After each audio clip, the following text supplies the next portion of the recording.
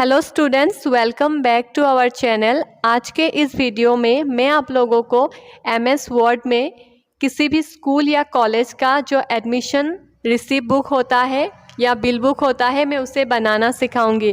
तो चलिए क्लास को स्टार्ट करते हैं। और अगर अभी तक आप लोगों ने हमारे चैनल को सब्सक्राइब नहीं किया है या आप पहली बार हमारे चैनल पे आए हैं तो जल्दी से हमारे चैनल को सब्सक्राइब कर दीजिए, ताकि हम जब भी कोई नया वीडियो अपलोड करें आप सबको उसकी नोटिफिकेशन मिल जाए। तो चलिए क्लास को स्टार्ट करते हैं। सबसे पहले मैंने एमएस वर्ड को ओपन कर लिया है। अब उसके बाद मैं यहाँ पे A5 साइज़ का पेज यूज़ करूँगी। तो उसके लिए सबसे पहले मैं लेआउट में जाऊँगी और उसके बाद यहाँ पे जो साइज़ का ऑप्शन है मैं इसके ऊपर क्लिक करूँगी और उसके बाद यहाँ से मैं A5 साइज़ को सिलेक्ट कर लूँगी। और उसके बाद मैं मार्जिन्स में जाऊंगी और उसके बाद यहाँ से जो नैरो मार्जिन का ऑप्शन है मैं इसे सिलेक्ट कर लूँगी। फिर उसके बाद मैं पेज को थोड़ा सा जूम कर लूँगी। तो उसके लिए नीचे जो यहाँ पे प्लस का साइन है मैं इसके ऊपर क्लिक करूँगी। आप चाहे तो कीबोर्ड में कंट्रोल प्लस भी कर सकते हैं। तो सबसे पहले यहाँ पे मैं अपने स्कूल का नेम टाइप करूँगी। उसके लिए मैं इंसर्ट में जाऊंगी, वर्ड आर्ट में जाऊंगी और उसके बाद यहाँ से एक डिज़ाइन सिलेक्ट कर लूँगी और उसके बाद मैं इस टेक्स्ट को यहाँ पे लाके रखूँगी और उसके बाद यहाँ पे जो टेक्स्ट है मैं उसे सिलेक्ट करके डिलीट कर लूँगी और उसके बाद मैं यहाँ पे अपने स्कूल का नाम टाइप करूँगी।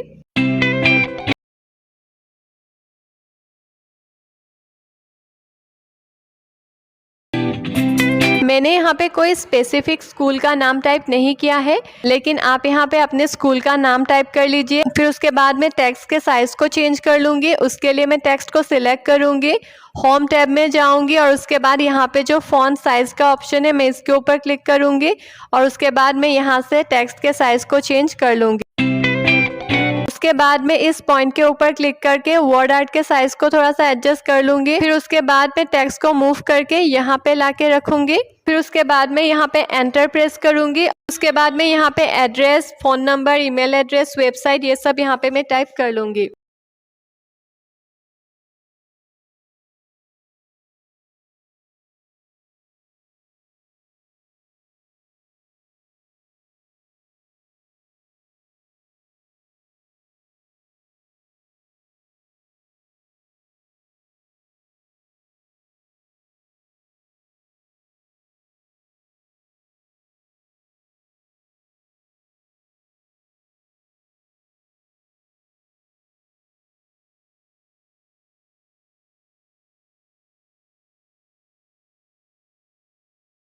तो मैंने यहाँ पे एड्रेस, फ़ोन नंबर और ईमेल एड्रेस टाइप कर लिया है। अब उसके बाद मैं टेक्स्ट को सिलेक्ट करूँगी और उसके बाद मैं इसके साइज़ को चेंज कर लूँगी। उसके लिए होम टैब के अंदर यहाँ पे जो फ़ॉन्ट साइज़ का ऑप्शन है मैं इसके ऊपर क्लिक करूँगी और उसके बाद यहाँ से मैं टेक्स्ट के साइज़ को चेंज कर लूँगी। उसके बाद मैं टेक्स्ट के बीच में जो एक्स्ट्रा गैप है उसे रिमूव कर लूँगी। तो उसके लिए मैं टेक्स्ट को सिलेक्ट करूँगी और होम टैब के अंदर यहाँ पे जो लाइन एंड पैराग्राफ स्पेसिंग का ऑप्शन है मैं इसके ऊपर क्लिक करूँगी और उसके बाद यहाँ पे जो ये रिमूव स्पेस आफ्टर पैराग्राफ का ऑप्शन है मैं इसके ऊपर क्लिक करूँगी। तो यहाँ पे जो एक्स्ट्रा गैप था वो रिमूव हो गया है। अब उसके बाद मैं टेक्स्ट के कलर को चेंज कर लूँगी। तो सबसे पहले मैं स्कूल नेम को सिलेक्ट करूँगी और उसके बाद में होम टैब के अंदर यहाँ पे जो फॉन्ट कलर का ऑप्शन है मैं इसके ऊपर क्लिक करूँगी और उसके बाद यहाँ से मैं एक कलर सिलेक्ट कर लूँगी। फिर उसके बाद जो बाकी के टेक्स्ट है मैं इसे सिलेक्ट कर लूँगी और उसके बाद फॉन्ट कलर में जाके इस टेक्स्ट के ऊपर भी कलर फिल कर लूँगी। फिर उसके बाद में इस टेक्स्ट को मूव करके ऐसे सेंटर में ला के रख दूँगी।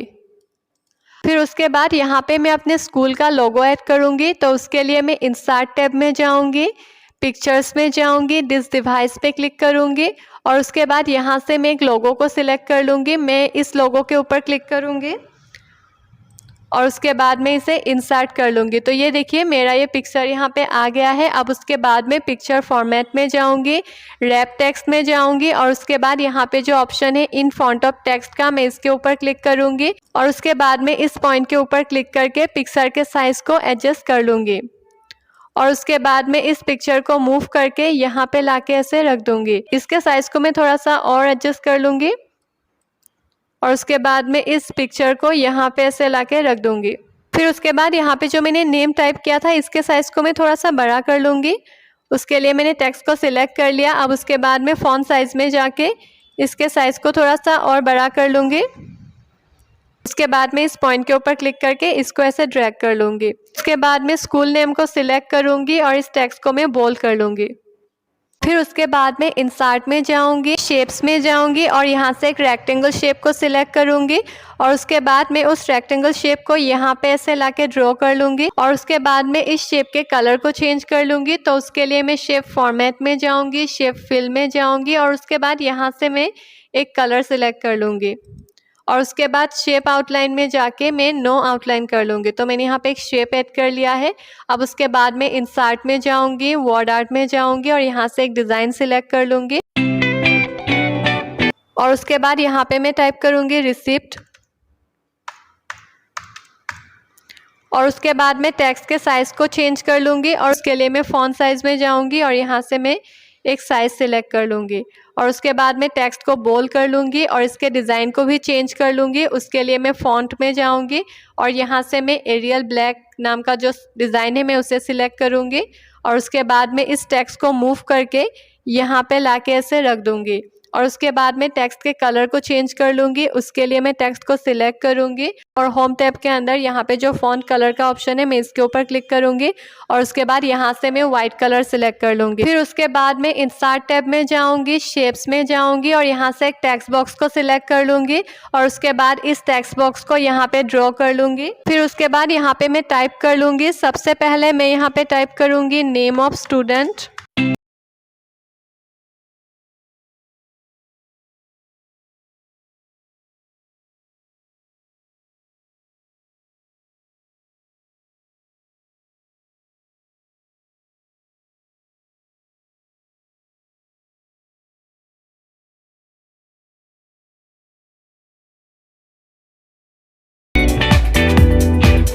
और उसके बाद यहाँ पे मैं टाइप करूँगी डेट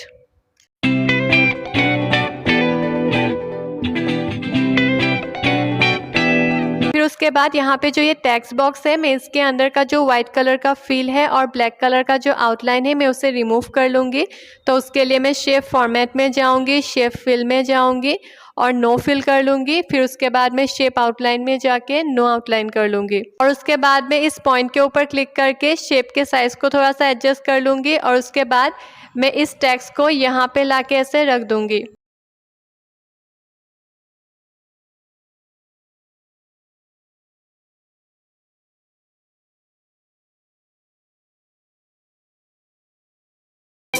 मैंने यहाँ पे name of student, father's name, class, date ये सब टाइप कर लिया है। अब उसके बाद में इस टेक्स्ट को मूव करके थोड़ा सा ऊपर की तरफ ले आऊँगी और उसके बाद में इंसर्ट में जाऊँगी, वर्ड आर्ट में जाऊँगी, यहाँ से एक डिज़ाइन सिलेक्ट करूँगी और उसके बाद यहाँ पे जो टेक्स्ट है मैं इसे क्लियर कर लूँगी और उसके बाद यहाँ पे मैं टाइप करूँगी रिसिप्ट नंबर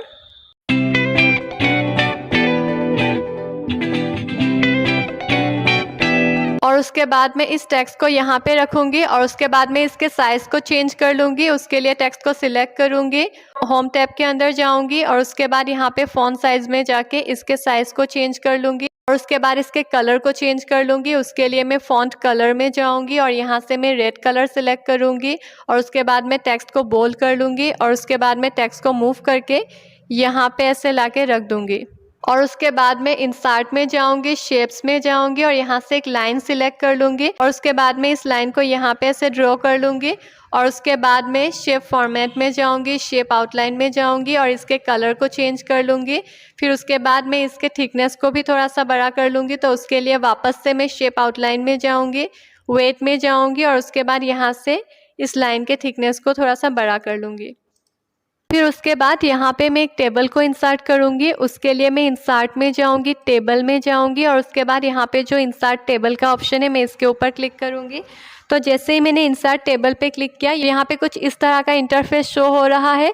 सबसे पहले यहाँ पे ऑप्शन है नंबर ऑफ़ कॉलम्स का, तो मैं यहाँ पे क्लिक करूँगी और उसके बाद यहाँ पे मैं टाइप करूँगी 4 और उसके बाद नेक्स्ट ऑप्शन है नंबर ऑफ़ रो का, तो यहाँ पे मैं टाइप करूँगी 5 और उसके बाद में ओके कर लूँगी। तो जैसे ही मैंने ओके किया यहाँ पे एक टेबल आ गया है। अब उसके बाद में इस पॉइंट के ऊपर क्लिक करके इस टेबल को मूव करके नीचे की तरफ ले आऊँगी और उसके बाद मैं इस टेबल को यहाँ पे ऐसे लाके रख दूँगी। फिर उसके बाद इस टेबल के साइज़ को मैं अपने टेक्स्ट के अकॉर्डिंग एडजस्ट कर लूँगी। तो उसके लिए यहाँ पे जो ये लाइन है, मैं इस लाइन के ऊपर क्लिक करूँगी और उसके बाद इसको इस तरफ ऐसे ड्रैग कर लूँगी और उसके बाद यहाँ पे मैं टाइप करूँगी सीरियल नंबर और उसके बाद यहाँ पे मैं टाइप करूँगी पार्टिकुलर्स। फिर उसके बाद मैं इस लाइन के ऊपर क्लिक करूँगी और उसके बाद इस लाइन को राइट साइड की तरफ ऐसे ड्रैग कर लूँगी। फिर उसके बाद मैं इस लाइन के ऊपर क्लिक करूँगी और इसे भी ऐसे राइट साइड की तरफ ड्रैग कर लूँगी।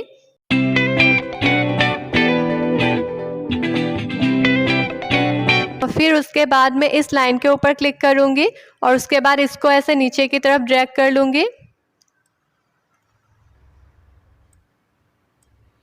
फिर उसके बाद टेबल टूल्स के अंदर यहाँ पे जो टेबल लेआउट का ऑप्शन है, मैं इसके ऊपर क्लिक करूँगी और उसके बाद यहाँ पे जो ये इरेजर का ऑप्शन है, मैं इसके ऊपर क्लिक करूँगी और उसके बाद मैं इस लाइन के ऊपर क्लिक करूँगी। तो मेरा जो ये लाइन था वो इरेज हो गया है। अब उसके बाद इसी तरह से मैं बाकी के लाइन को भी इरेज कर सकती हूँ, लेकिन यहाँ पे मैं मार्क सेल का ऑप्शन यूज़ करूँगी। तो सबसे पहले मैं टेबल के ऊपर डबल क्लिक करूँगी और यहाँ पे जो मेरा इरेजर है मैं उसे रिमूव कर लूँगी। फिर उसके बाद मैं यहाँ से लेके यहाँ तक सिलेक्ट करूँगी और उसके बाद मार्ज सेल में क्लिक करूँगी तो मेरा ये सेल मार्ज हो जाएगा। फिर उसके बाद मैं इस तरफ भी यहाँ से लेके यहाँ तक सिलेक्ट करूँगी और उसके बाद मार्ज सेल में क्लिक करूँगी तो मेरा यहाँ पे जो भी सेल था वो मार्ज हो गया है। फिर उसके बाद मैं यहाँ पे टाइप करूँगी अमाउंट। फिर उसके बाद मैं टेक्स्ट को यहाँ से लेके यहाँ तक सिलेक्ट करूँगी और टेबल लेआउट के अंदर यहाँ पे जो अलाइनमेंट का ऑप्शन है मैं इसके ऊपर क्लिक करूँगी। मैं यहाँ पे जो अलाइन सेंटर वाला ऑप्शन है मैं इसके ऊपर क्लिक करूँगी तो मेरा जो टेक्स्ट है वो सेंटर में आ जाएगा और मिडिल अलाइन में आ जाएगा। फिर उसके बाद यहाँ पे जो मेरा अमाउंट है मैं इसे सिलेक्ट करूँगी और उसके बाद यहाँ पे मैं अलाइन टॉप सेंटर यूज़ करूँगी। फिर उसके बाद मैं एंटर प्रेस करूँगी और उसके बाद मैं बैक स्पेस करके टेक्स्ट को लेफ्ट साइड की तरफ ले आऊँगी और उसके बाद यहाँ पे मैं टाइप करूँगी रुपीज़। फिर उसके बाद यहाँ पे मैं थोड़ा सा स्पेस ऐड कर लूँगी और उसके बाद यहाँ पे मैं टाइप करूँगी पी।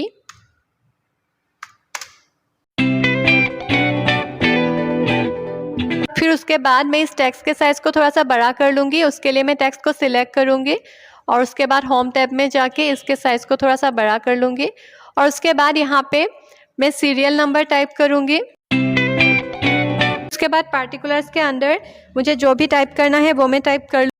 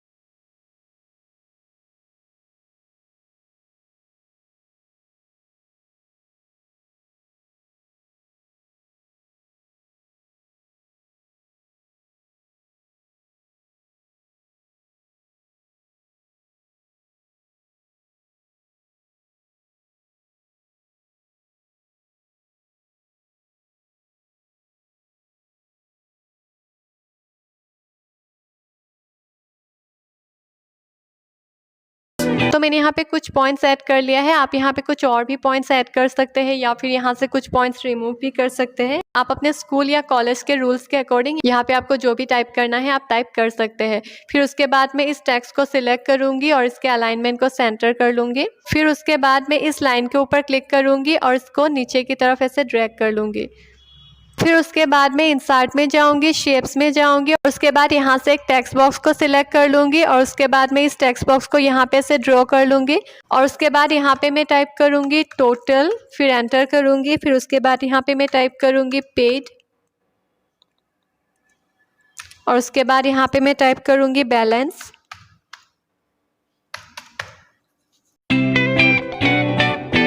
फिर फिर उसके बाद में टेक्स्ट के बीच में जो एक्स्ट्रा गैप है उसे रिमूव कर लूँगी। उसके लिए मैं टेक्स्ट को सिलेक्ट करूँगी, होम में जाऊँगी। उसके बाद यहाँ पे जो लाइन एंड पैराग्राफ स्पेसिंग का ऑप्शन है मैं इसके ऊपर क्लिक करूँगी और उसके बाद यहाँ पे जो रिमूव स्पेस आफ्टर पैराग्राफ का ऑप्शन है मैं इसके ऊपर क्लिक करूँगी। उसके बाद मैं शेप फॉर्मेट में जाऊँगी, शेप फिल में जाऊँगी और नो फिल कर लूँगी और उसके बाद शेप आउटलाइन में जाके नो आउटलाइन कर लूँगी। फिर उसके बाद मैं इस शेप के साइज को टेक्स्ट के अकॉर्डिंग एडजस्ट कर लूँगी और उसके बाद मैं इसे यहाँ पे लाके ऐसे रख दूँगी और उसके बाद मैं इस टेक्स्ट के अलाइनमेंट को राइट कर लूँगी। उसके लिए मैं टेक्स्ट को सिलेक्ट करूँगी और होम टैब के अंदर यहाँ पे जो अलाइन राइट का ऑप्शन है मैं इसके ऊपर क्लिक करूँगी। आप चाहे तो इसका शॉर्टकट भी यूज़ कर सकते हैं Ctrl+R। तो जैसे ही मैंने इसके ऊपर क्लिक किया मेरा जो टेक्स्ट है वो राइट अलाइन में आ गया है और उसके बाद इसको मूव करके यहाँ पे ऐसे लाके रख दूँगी। अब उसके बाद मैं इंसर्ट में जाऊंगी, शेप्स में जाऊंगी और यहाँ से एक टेक्स्ट बॉक्स सिलेक्ट करूंगी और उसके बाद मैं उस टेक्स्ट बॉक्स को यहाँ पे ड्रॉ कर लूँगी और उसके बाद यहाँ पे मुझे जो भी टाइप करना है वो मैं टाइप कर लूँगी।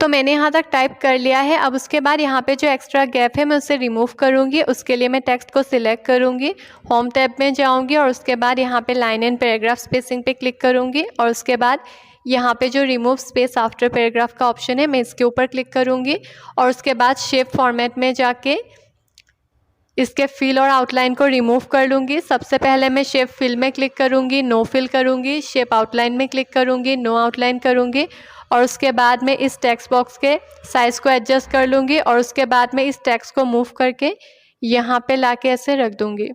फिर उसके बाद मैं वापस से इंसर्ट में जाऊँगी और शेप्स में जाऊँगी और यहाँ से एक टेक्स्ट बॉक्स सिलेक्ट कर लूँगी और उसके बाद इस टेक्स्ट बॉक्स को यहाँ पे ड्रॉ कर लूँगी और यहाँ पे मैं टाइप करूँगी डेट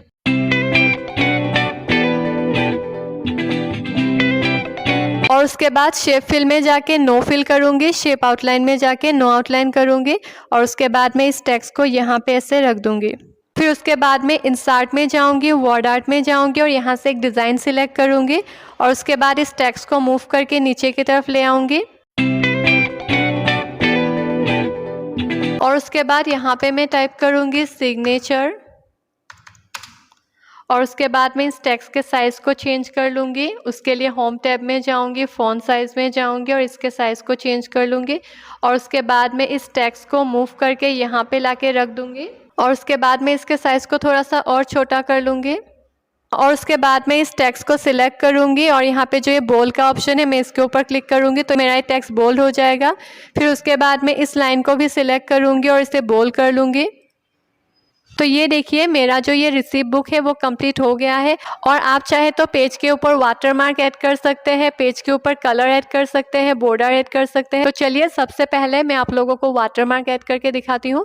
तो उसके लिए मैं डिज़ाइन में जाऊँगी, वाटरमार्क में जाऊँगी और उसके बाद यहाँ पे जो कस्टम वाटरमार्क का ऑप्शन है मैं इसके ऊपर क्लिक करूँगी और उसके बाद यहाँ पे जो पिक्चर वाटरमार्क का ऑप्शन है मैं इसके ऊपर क्लिक करूँगी और उसके बाद यहाँ पे जो सिलेक्ट पिक्चर का ऑप्शन है मैं इसके ऊपर क्लिक करूँगी और उसके बाद में यहाँ पे जो वर्क ऑफलाइन का ऑप्शन है मैं इसके ऊपर क्लिक करूँगी। तो जैसे ही मैंने इसके ऊपर क्लिक किया यहाँ पे मेरे जो भी पिक्चर्स है वो ओपन हो गया है। फिर उसके बाद यहाँ से मैं ये वाला पिक्चर सिलेक्ट करूँगी और इंसर्ट कर लूँगी और उसके बाद मैं इसे अप्लाई कर लूँगी। तो ये देखिए यहाँ पे जो मैंने वाटरमार्क अप्लाई किया था वो कुछ इस तरह से आ रहा है। मैं इस पिक्चर के साइज़ को थोड़ा सा छोटा कर लूँगी। उसके लिए यहाँ पे जो ये स्केल का ऑप्शन है मैं इसके ऊपर क्लिक करूँगी और उसके बाद में यहाँ पे जो 100% का ऑप्शन है मैं इसके ऊपर क्लिक करूँगी और अप्लाई कर लूँगी।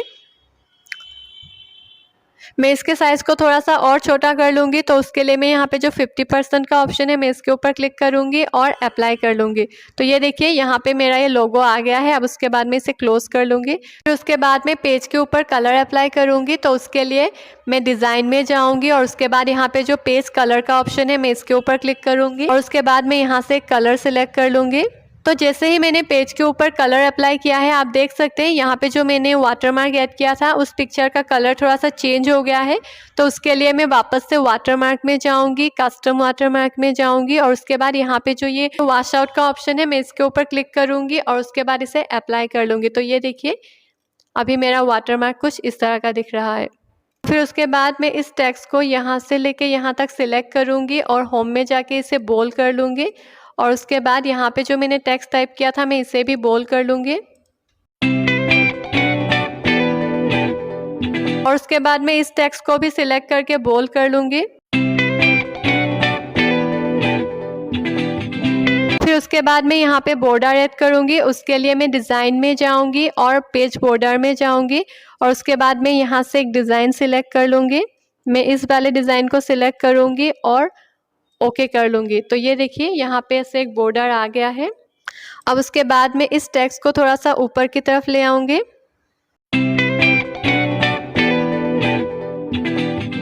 मैंने यहाँ पे जो बॉर्डर दिया था मैं इसके कलर को चेंज कर लूँगी। उसके लिए मैं पेज बॉर्डर में जाऊँगी और उसके बाद यहाँ पे जो ये कलर का ऑप्शन है मैं इसके ऊपर क्लिक करूँगी और उसके बाद यहाँ से मैं कलर सेलेक्ट कर लूँगी और उसके बाद मैं ओके कर लूँगी। तो मैंने इसके कलर को चेंज कर लिया है। तो ये देखिए मेरा ये बिल बुक कंप्लीट हो गया है। आई होप कि आप सबको हमारा आज का ये वीडियो अच्छा लगा है और अगर आप लोगों को हमारा आज का ये वीडियो अच्छा लगा है तो वीडियो को लाइक कीजिए, कॉमेंट करके अपना फीडबैक भी ज़रूर दीजिए और अगर आप लोग हमारे चैनल पे पहली बार आए हैं तो चैनल को सब्सक्राइब कर दीजिए। Thank you.